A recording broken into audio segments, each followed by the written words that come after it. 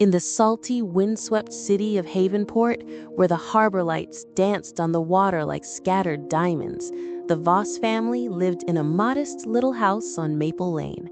Nothing flashy, just warm lights in the windows, the smell of home-cooked meals, and a whole lot of love packed into every corner.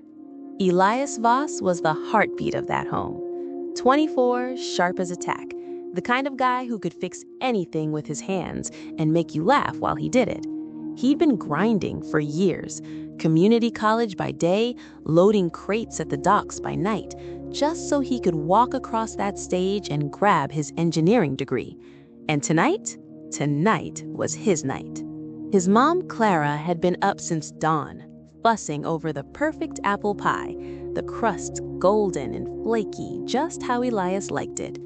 Dad Marcus, rough around the edges from 30 years on the waterfront, couldn't stop grinning. "My boy's gonna change the world," he kept saying, voice thick with pride. Aria, Elias's little sister, rolled her eyes but smiled so wide it hurt. At 22, she was the quiet one, soft-spoken, always observing, but her bond with Elias was unbreakable. They finished each other's sentences, shared late-night talks on the porch when the rest of the house was asleep. They decided to celebrate at the Harbor Light, that cozy spot right on the pier where the jukebox played old rock tunes and everybody knew your name. Elias showed up in a crisp new jacket, hair still damp from the shower, looking like he owned the damn world. Aria nudged him. "Dude, you're literally glowing. Chill before you blind us." He laughed that big, easy laugh. "Sis, I earned this glow. Let me have it." Laughter filled the air. Toasts were made. Clara wiped happy tears. Marcus raised his glass so high it nearly tipped. For a few perfect hours, everything felt right. But across the bay, up in the sleek hills where money bought silence, Damian Crowe was throwing his own kind of party. 25, heir to the Crowe empire, shipping, real estate, political favors, you name it. Damian had never heard no in his life. Fast cars, faster nights, and friends who cleaned up his messes. That evening, he was already buzzed, ego roaring louder than the engine of his black sports car as he peeled out with his crew, headed downtown for more trouble. Two worlds on a collision course, one full of hope, the other full of entitlement. Elias stepped outside for a quick breath of sea air. The street was quiet, just the lap of waves and distant music. Then, headlights blinded him. Too fast, too close. He threw up a hand. "Yo, slow down, man."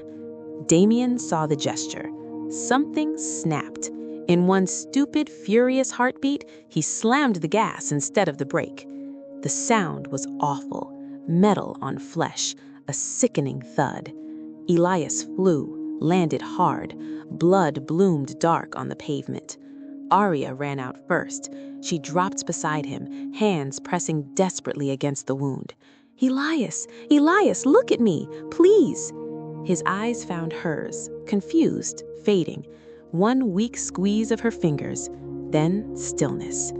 The world tilted. Screams, sirens, Clara collapsing in the doorway, Marcus frozen, face crumpling like paper. Damian's car skidded to a stop down the block. He stared, breath ragged, something cracking behind his perfect mask. His friends yanked him back. "We're gone. Your old man will handle it." But Aria looked up, past the flashing lights, past the crowd, toward those glowing mansions on the hill. Rage and grief twisted together inside her, hot and unstoppable. One arrogant second, one life stolen, one family shattered. What happens when the untouchable take everything from you? Can a broken sister really fight back against power that never loses? And what if the guy who destroyed your world starts feeling something he can't control? This is only the beginning. Stick around, because the storm is just getting started.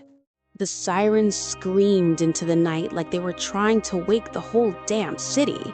Red and blue lights painted Maple Lane in nightmare colors. Neighbors spilled out onto porches, whispering. phones already recording. But for the Voss family, the world had shrunk to one spot on the cold pavement. Elias lay there, chest barely moving, eyes half open like he was just resting after a long day.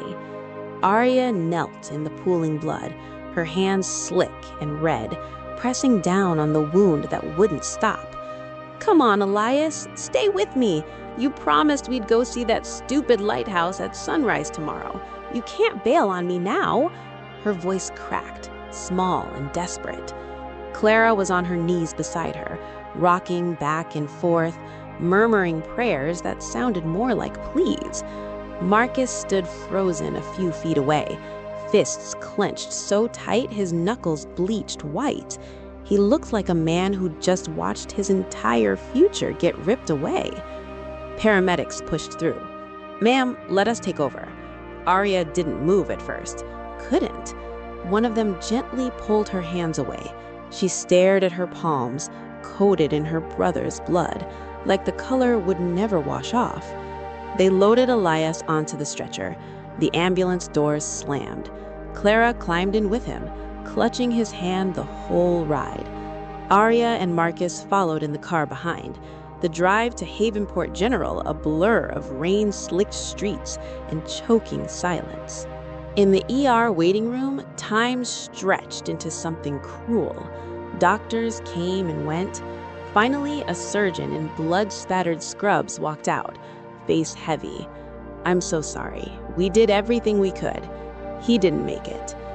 Clara let out a sound that wasn't quite human, half sob, half howl. Marcus caught her as her legs gave out.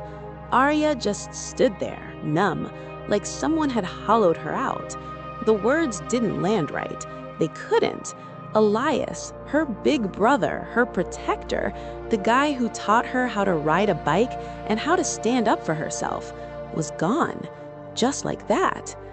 Hours later, back home, the house felt wrong, too quiet. Elias's jacket still hung by the door.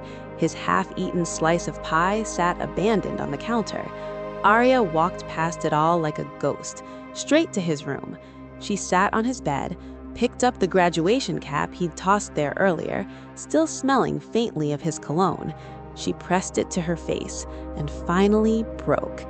Quiet, wrenching sobs that shook her whole body. But something else was rising underneath the grief. A cold, sharp thing. Anger. Not the hot, explosive kind. The slow-burning, dangerous kind that settles in your bones. The next morning, 2 detectives showed up. Polite, tired. They took statements. Marcus told them everything he'd seen. The black sports car, the way it accelerated instead of stopping. Aria added what she could through the fog in her head. He didn't even slow down.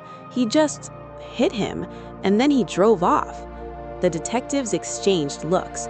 One cleared his throat.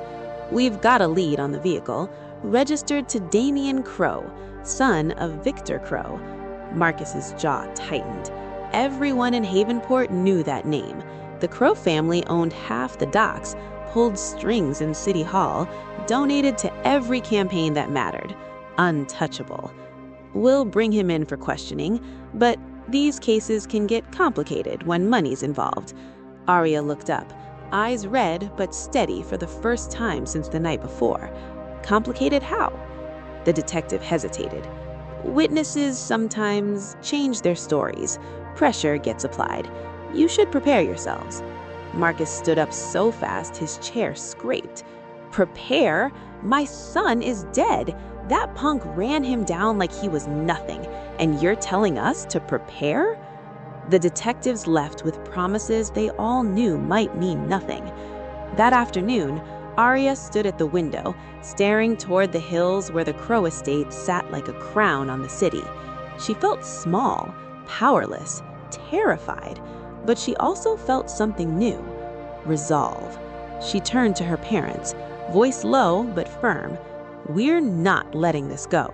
We file charges. We fight, whatever it takes." Clara reached for her hand. Marcus nodded, eyes glistening. For the first time since the sirens, the three of them felt like a unit again. Across town, in a marble-floored mansion that smelled of money and expensive whiskey, Damian Crowe paced his bedroom.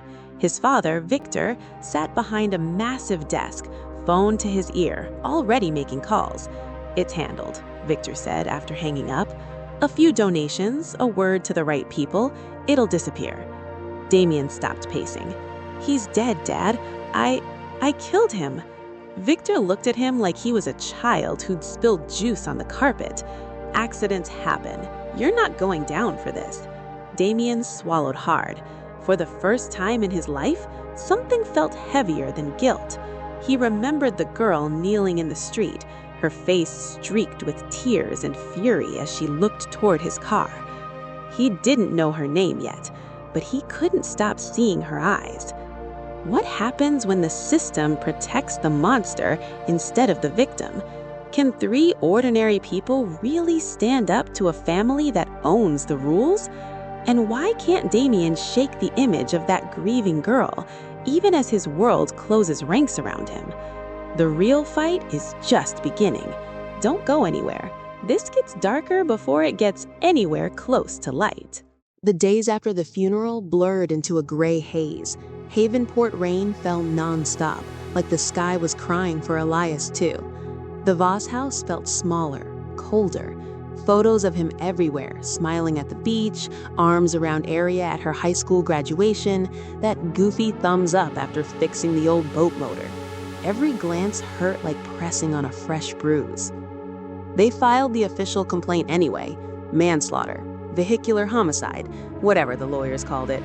Marcus spent hours at the precinct, voice hoarse from repeating the same story.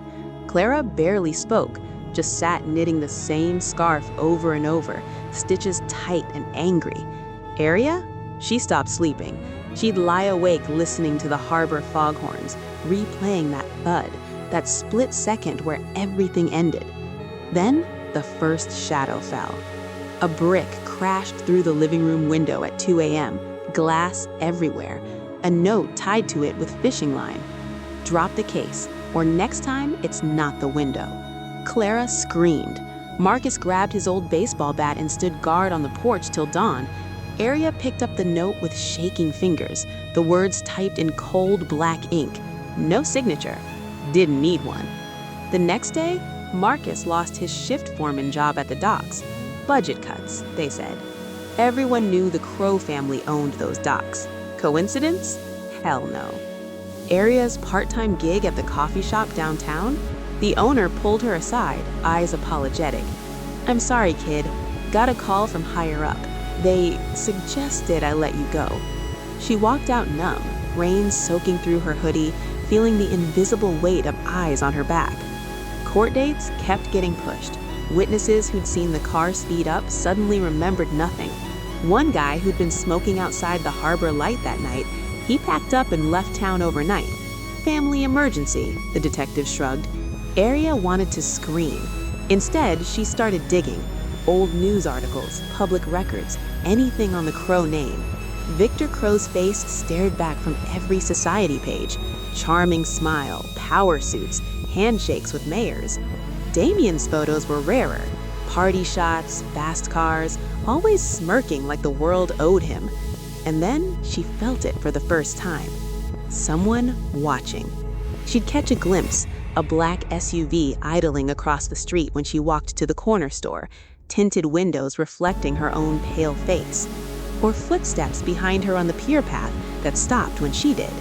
She started taking longer routes home, heart hammering every time a car slowed. "You're being paranoid," she told herself. But deep down, she knew. Paranoia keeps you alive when the powerful want you quiet. Across the city, in the glass-walled penthouse overlooking the harbor, Damian Crowe couldn't sleep either. He'd replay the night 1,000 times. The argument with his crew, the buzz in his veins, the flash of a guy in the road raising his hand.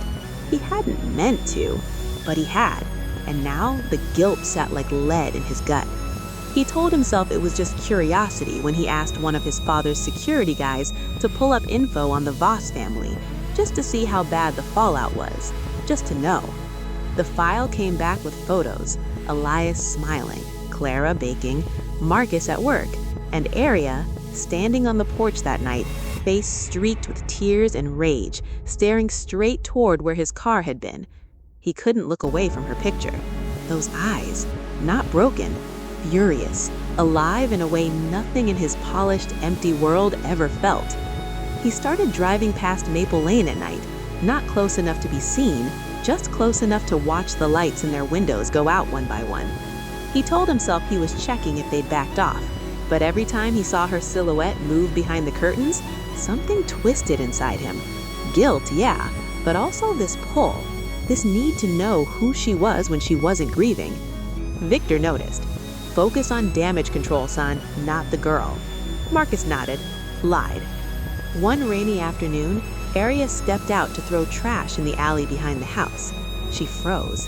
A single white rose lay on the dumpster lid. No note, just the flower, petals perfect against the rust. She stared at it like it might bite. Then she crushed it under her boot, grinding until green stained the concrete.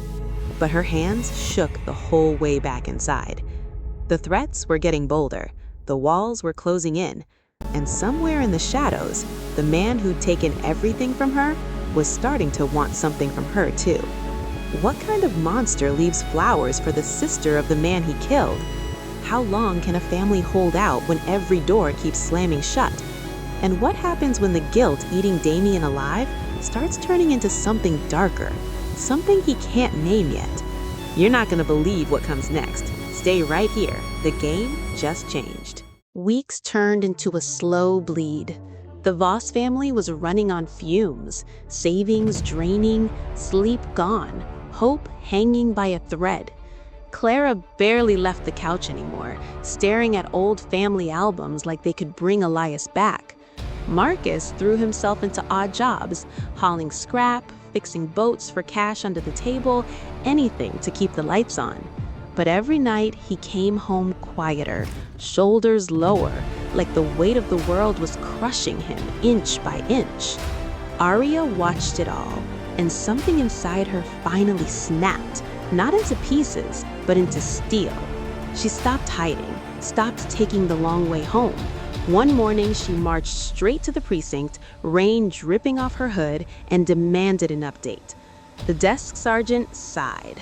Look, kid, it's complicated. The DA's office is reviewing?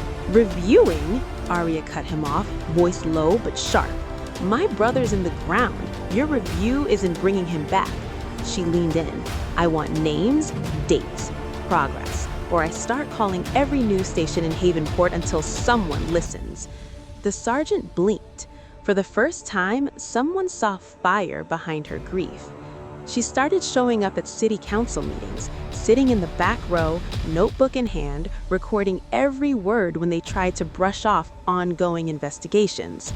Reporters noticed the quiet girl with the haunted eyes, asking pointed questions about accountability and privilege. A local blogger picked up the story. Grieving family takes on Havenport's most powerful name. Views climbed, shares spread.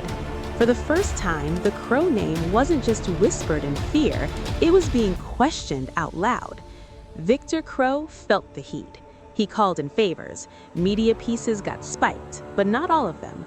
A small, independent outlet ran an interview with Marcus. His voice cracked on camera. All we want is justice. Is that too much to ask when your kid's life gets thrown away like trash? Aria watched the clip on her cracked phone screen, tears burning but not falling. She whispered to the empty room, "We're not done yet, Elias, not even close." Then came the first real courtroom hearing. Packed gallery, cameras rolling outside. Damian sat at the defense table in a tailored suit, looking smaller than his photos, pale, eyes darting. He didn't look at the Voss side, couldn't. Aria walked in wearing the same black dress she'd worn to the funeral. She sat ramrod straight between her parents, hands folded so no one saw them shake. When the judge asked if the family had anything to add before adjournment, she stood. The room went still. "Your Honor," her voice started soft, then grew. "My brother Elias was 24. He worked 2 jobs to pay for school. He fixed things. He made people laugh. He was kind. And one night, because someone decided their night out was worth more than his life, he's gone. We're not asking for special treatment. We're asking for the law to mean something, even when the person who broke it has money and connections. A murmur rippled through the crowd. Damian finally looked up. Their eyes locked for one electric second. His face twisted. Guilt, shame, something hungry. Aria didn't flinch. She held his stare until he dropped his gaze first. The judge banged the gavel. Hearing continued next month, but outside, people were talking. Protesters gathered with signs, "Justice for Elias." A small crowdfunding page for the family's legal fees blew up overnight. Back home that night, Aria stood on the porch staring at the dark hills. The black SUV was there again, idling half a block away. She didn't run inside. She stepped forward, chin up, and raised one hand, not in surrender, in defiance. The SUV peeled away fast. Clara appeared in the doorway, voice trembling. "Aria, honey, be careful." Aria turned, eyes fierce and wet. "I'm done being careful, Mom. They took enough." Marcus joined them, putting an arm around Clara.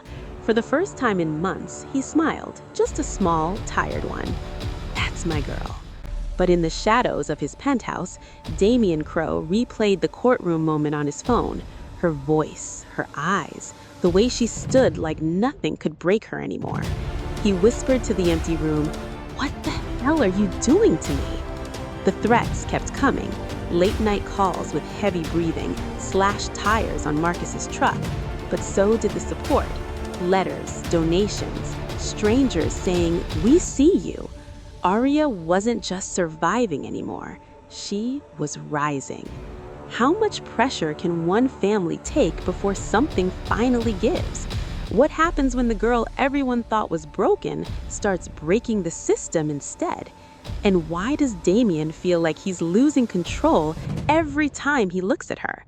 This fight's getting personal, way personal. Don't blink, you won't want to miss what happens next. The rain in Havenport never really stopped that fall. It just changed moods, sometimes soft and tired, sometimes angry and relentless, just like the thing growing inside Damian Crowe. He told himself he was only driving by Maple Lane to check, to make sure the family was backing off, to see if the pressure was finally working. Lies he kept repeating, even as he parked the black SUV 2 blocks away every few nights. Lights off, engine idling, eyes fixed on the little house with the crooked porch light. Most nights, nothing, just curtains closing, a shadow moving behind glass. But sometimes, he saw her. Aria stepping out to the mailbox in an oversized hoodie, hair plastered to her face by the rain, or standing on the porch, arms crossed, staring straight into the dark like she knew he was there. Each time his chest did this stupid, painful lurch. Guilt, sure, but something else too, something that felt dangerously close to hunger. He started keeping things on him he didn't need, a cheap burner phone, a baseball cap pulled low, a single white rose he bought from the same corner florist every Thursday, like some messed up ritual. He never left the flowers at the door again after she crushed the first one, too risky. Instead, he began placing them in places only she would find, tucked under the windshield wiper of Marcus's beat-up truck, propped against the dumpster in the alley behind the coffee shop she used to work at, once inside the pages of a library book on criminal law she'd checked out. When she opened it in the reading room, the petals fell into her lap like snow. Every single time, she destroyed them, ripped them, trampled them, threw them in the trash with shaking hands. And every single time, he watched from somewhere close, heart slamming against his ribs, telling himself this was punishment, this was penance, but he couldn't stop. The courtroom dates kept dragging, more delays, more procedural issues. The Voss family was holding on by their fingernails, but the cracks were showing. Clara's hands trembled constantly now. Marcus looked 10 years older. Aria was changing in front of everyone's eyes. She cut her hair short, chin length, jagged, like she was shedding the old version of herself. She started wearing dark colors, boots that made solid sounds when she walked. She carried herself differently, taller, harder, like someone who decided fear was no longer allowed in the house. One stormy night, Damian followed her. She'd walked to the old pier after midnight, alone, hood up, hands shoved deep in her pockets, the same pier where Elias used to take her when they couldn't sleep. She stood at the very end, staring into the black water, rain sheeting sideways. Damian stayed back, hidden behind the ticket booth. He shouldn't have been there, he knew it, but he couldn't leave. She spoke out loud, voice raw, broken open. "You'd be so pissed at me right now, Elias. You'd tell me to stop fighting, that it's not worth it, that I'm going to get hurt. But I can't. I can't let him walk. I can't let him think he can take you and just keep living like nothing happened." She laughed once, a short, bitter sound. "I keep feeling like you're still here, like if I turn around fast enough, you'll be standing there with that stupid grin telling me to come on, let's go get milkshakes." She wiped her face, rain or tears, impossible to tell from where Damian stood. "I miss you so damn much, it hurts to breathe." Damian felt something crack wide open inside his chest. He wanted to step out, to speak, to say he was sorry, to beg. He wanted to disappear. He wanted to take her pain away. He wanted her. He took one step forward without thinking. A loose board creaked under his shoe. Aria's head snapped around. She didn't scream. She didn't run. She just stared into the dark where the sound came from. Eyes narrow, body coiled like she was ready to fight the entire night if she had to. Damian froze. Then he backed away slowly, heart in his throat, disappearing into the rain before she could see his face. But she knew someone had been there. She felt it in her bones. Later that same night, back in his cold, too big penthouse, Damian stood in front of the massive window overlooking the harbor. He pressed his forehead to the glass, breath fogging it up. He whispered her name for the first time out loud. "Aria." It sounded like a confession. It sounded like a prayer. It sounded like the beginning of something that was going to destroy them both.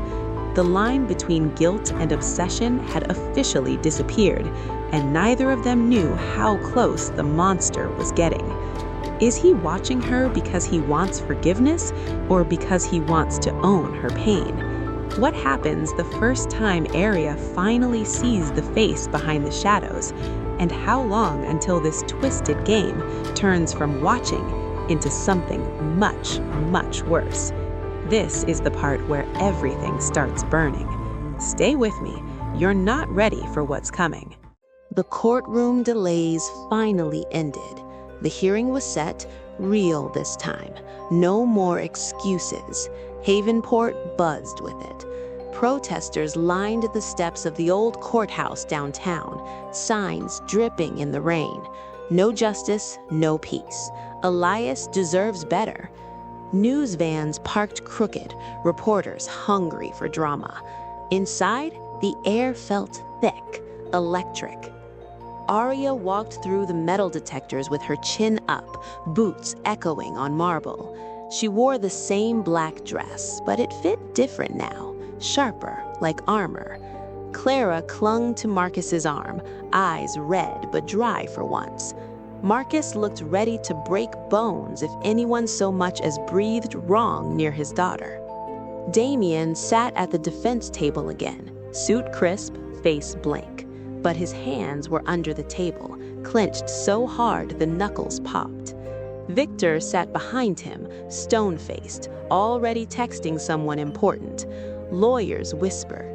The gallery filled with faces, some curious, some angry, some paid to look sympathetic. The judge called the session to order. Opening statements dragged. The prosecution laid it out plain: reckless speed, intent to harm, a life stolen. The defense spun it smooth: accident, poor visibility, tragic mistake, a young man with a bright future who regretted everything. Then came witnesses. Marcus took the stand first, voice steady at first, then cracking. He was my son, my boy, and that car didn't slow down. It sped up. I saw it. We all saw it. Cross-examination tried to twist him, make him sound bitter, unreliable. Marcus didn't bend. You can't buy truth, sir. Not this time. Aria was next. She walked to the stand like she was walking into battle, swore the oath, looked straight at the judge, then briefly at Damian. He flinched like she'd slapped him. "Tell us what you saw that night," the prosecutor asked. Aria's voice came out low, clear, cutting. "I saw headlights coming too fast. I saw my brother raise his hand to wave them down. I saw the car accelerate. I saw my brother thrown like he was nothing. I held him while he bled out on the street. I felt his last heartbeat. And I saw the car speed away." The room went dead quiet.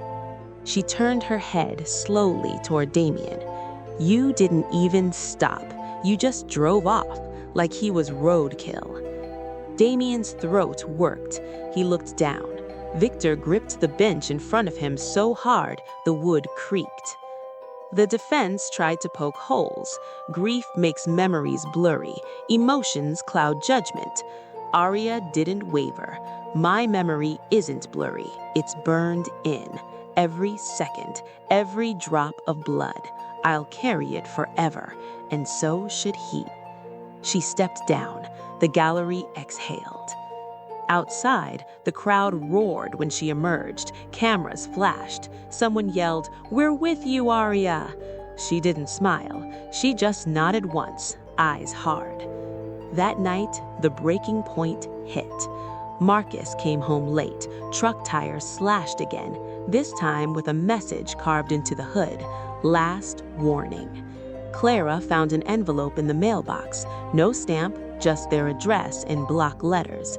Inside, photos of Aria walking home, of Clara at the grocery store, of Marcus on a job site, all taken close, too close. Clara dropped the envelope like it burned. "They're in our house. They know where we are every second." Aria stared at the pictures, rage boiling over into something cold and final. She grabbed her jacket. "I'm done waiting for them to come to us." Marcus stood. "Aria, no." "I'm going to the press, tonight. Every outlet that'll listen. I'm telling them everything. The threats, the photos, the delays. If they want to play dirty, we go public. All the way." Clara reached for her. "Honey, it's dangerous." Aria hugged her mother tight, voice fierce against her hair. "They already took the most important thing we had. What else can they do?" She walked out into the rain, phone in hand, already dialing the independent reporter who'd covered the story before. But she didn't see the black SUV parked across the street, didn't see Damian inside, watching her go, face pale, eyes wide with something that looked like panic. He whispered to the empty car, "You're going to get yourself killed." He didn't mean the family, he meant her. The hunter was starting to realize the prey was armed and she was coming for him. What happens when the girl who's been hunted decides to hunt back? How far will Damian go to stop her or to keep her? And what breaks first? The case, the family, or the monster who can't let her go? Everything's about to collide. You're locked in now. Don't even think about leaving. The storm that night was biblical. Thunder cracked like gunshots over Havenport, wind howling through the harbor like it wanted to tear the city apart. Aria didn't sleep. She couldn't.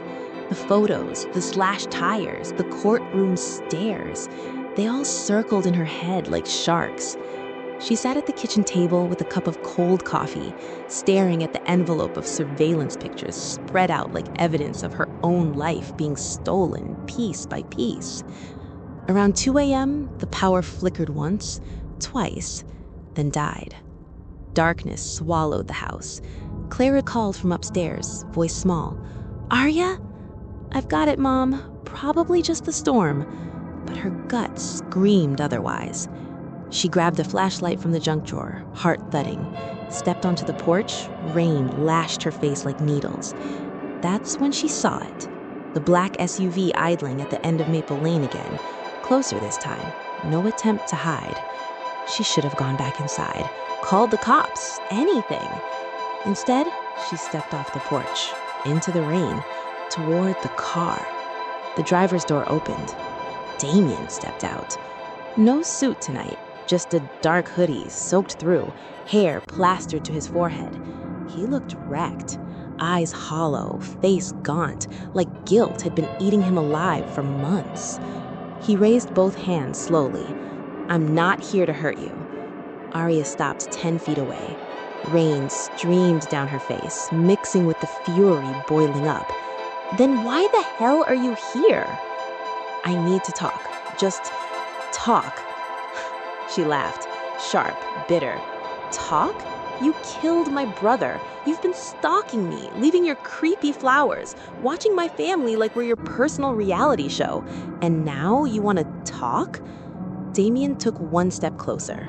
She didn't back up. "I know what I did," he said, voice raw. "I see it every time I close my eyes. The way he looked up at me, confused, like he couldn't believe it. The way you screamed his name. I didn't mean—" "Stop." Her voice cracked like lightning. "Don't you dare say you didn't mean it. You accelerated. You chose." He flinched, nodded. "I know, and I can't undo it. But I can't live with it either. Not without telling you. I'm sorry. I'm so damn sorry. It's killing me." Aria stared at him. Rain blurred everything. Sorry doesn't bring him back. "I know. Then why are you here?" "Because I can't stop thinking about you." The words came out like they'd been ripped from him. "Not the way you think. Not just guilt.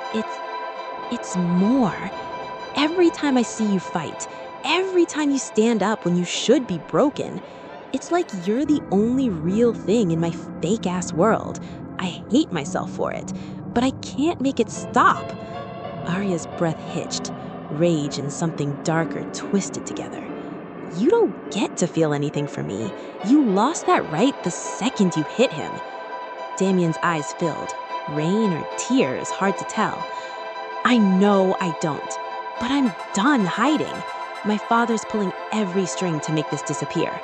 I'm testifying tomorrow. Full truth. No more delays. No more protection. Whatever happens to me, happens." She searched his face for lies, for games, found only pain. Raw, ugly, human pain. Thunder rolled. Lightning lit his face for a split second. Younger, lost, terrified.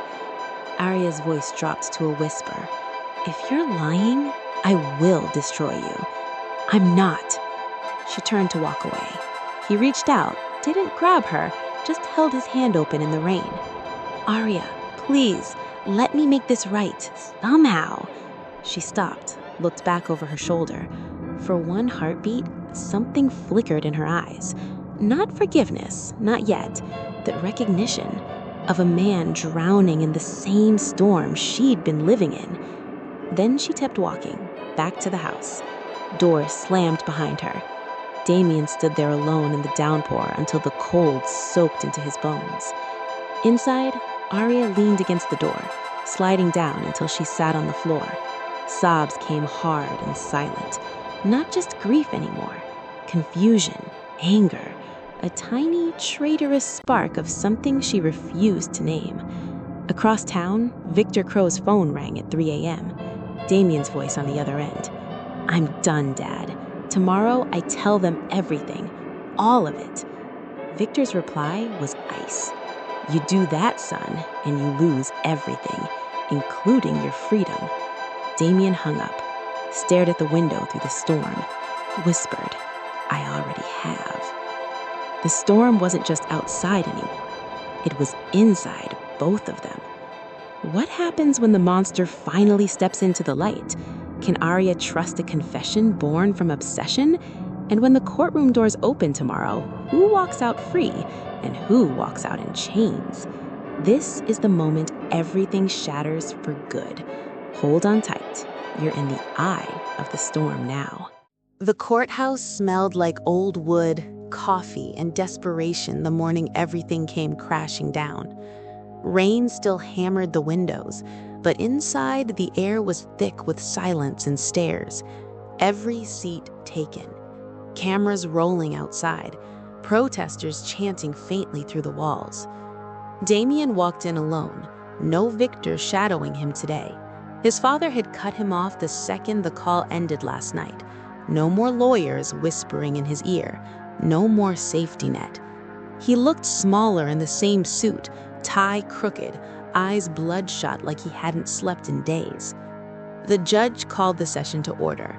The prosecution rested. Defense was supposed to present character witnesses, alibis, mitigation. Instead, Damian's new lawyer, court-appointed, no frills, stood. Your Honor, the defendant wishes to change his plea and to make a statement. A ripple went through the room. Aria, sitting between her parents, felt her stomach drop. Clara gripped her hand so tight it hurt. Marcus leaned forward, jaw locked. Damian stood, swallowed once, looked straight at the judge, then at the Voss family. His voice came out rough, cracked at the edges. I'm pleading guilty to vehicular manslaughter, to leaving the scene, to everything. No deals, no reduced charges. I did it. I was drunk, angry, stupid, and I killed Elias Voss. I saw him raise his hand. I hit the gas instead of the brake. I drove away because I was scared, and I've been running from it ever since. The gallery erupted. Gasps, murmurs, a few shouts. The judge banged the gavel twice. Order returned, shaky. Damian kept going, eyes locked on Aria now. I've spent months trying to make it disappear. My family tried to bury it. I tried to watch from the shadows, thinking if I could just understand her pain, maybe it would hurt less. But it doesn't. Nothing makes it less. I'm sorry doesn't fix it. I know that, but I'm saying it anyway. I'm sorry, Aria. I'm sorry, Clara. Marcus, I took your son, your brother, and I'll carry that for the rest of my life. He turned to the judge. I'm not asking for mercy. I'm asking for whatever sentence fits, maximum, whatever it takes. The room held its breath. The prosecutor stood, stunned but quick. The state accepts the plea. We recommend the maximum, 15 years, no parole eligibility for 10. Defense didn't argue.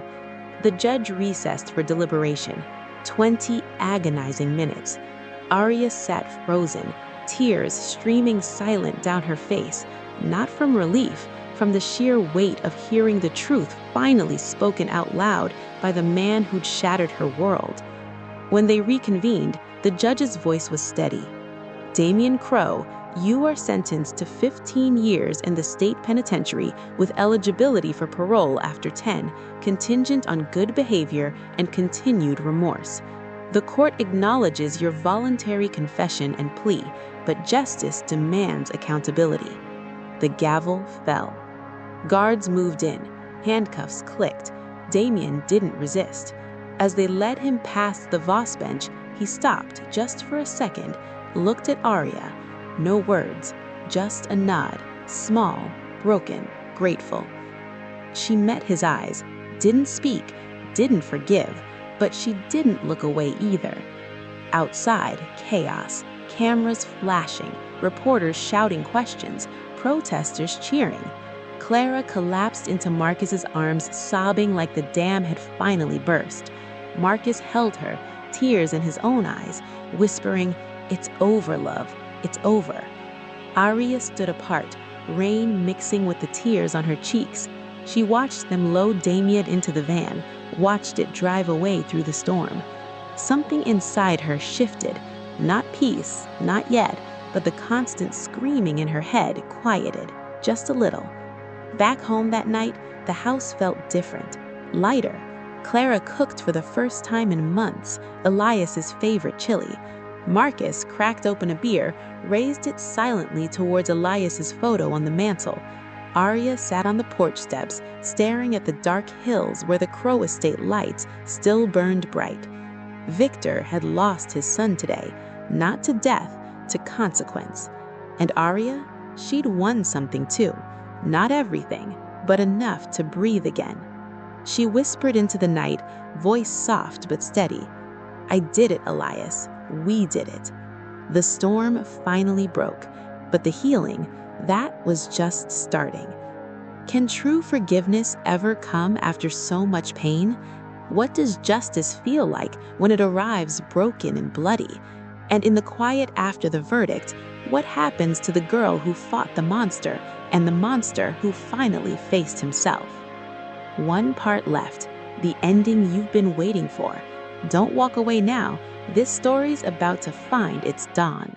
Months passed, like pages turning in a book you never wanted to finish. Havenport kept moving. Ships unloading at the docks, rain giving way to crisp winter sun, the harbor lights still twinkling like nothing had ever shattered. But for the Voss family, time moved different, slower, gentler, with spaces where Elias used to be. The house on Maple Lane started breathing again. Clara planted tulips along the walkway, bright red ones, Elias's favorite color. She hummed while she worked, small songs she used to sing when the kids were little. Marcus went back to the docks full time, not because he had to, but because the rhythm of work felt like coming home to himself. He even laughed sometimes, real laughs, the kind that surprised him. Aria was still figuring out how to live in a world without her brother. Some days the grief hit like a wave, pulling her under without warning. She'd sit on the porch swing he'd fixed 100 times, wrap herself in his old hoodie, and just let the tears come. No shame in it anymore, no hiding. But other days felt like sunlight breaking through clouds. She started volunteering at the community center near the harbor, teaching basic engineering workshops to kids who reminded her of Elias at that age. The way their eyes lit up when something clicked into place, it cracked her open in the best way. She laughed more, smiled easier, even dated once or twice. Nothing serious, just coffee, just testing if her heart still knew how to beat for someone new. The crowdfunding money they'd raised paid off the last of the legal bills and left enough for a small scholarship in Elias's name at the local college. Every year, a kid who worked 2 jobs and dreamed big would get a chance because Elias Voss had existed. One crisp spring morning, Aria walked to the old lighthouse at the edge of the bay, the one Elias always promised they'd watch the sunrise from. She hadn't been back since the night everything broke. Today, she climbed the spiral stairs alone, wind whipping her short hair, heart pounding like it remembered every step he used to take beside her.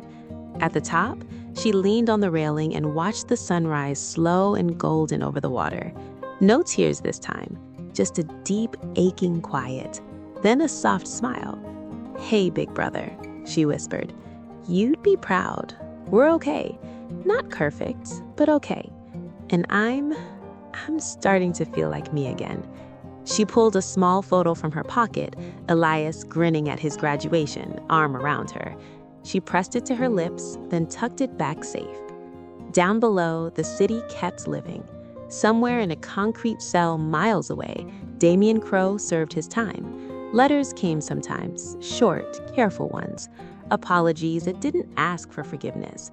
Updates on the prison library program he'd started. She never wrote back. Not yet. Maybe never. But she didn't throw them away either. They sat in a drawer, proof that monsters could change even if the damage stayed done. Aria stepped back into the sunlight, took a deep breath of salt air, felt the weight on her chest loosen just a fraction. Life wasn't fair. Justice wasn't perfect. Love and loss tangled together forever. But she was still here, standing, breathing, healing.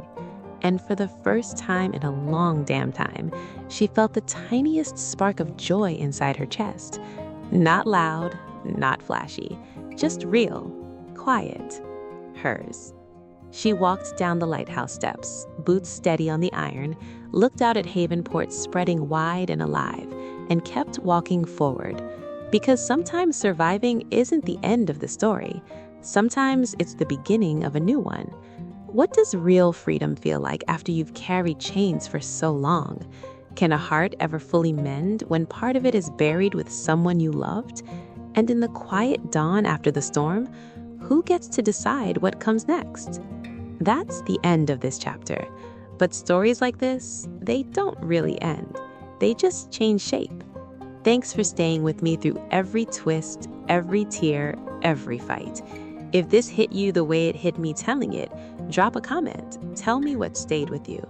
And maybe, just maybe, go hug the people who matter most.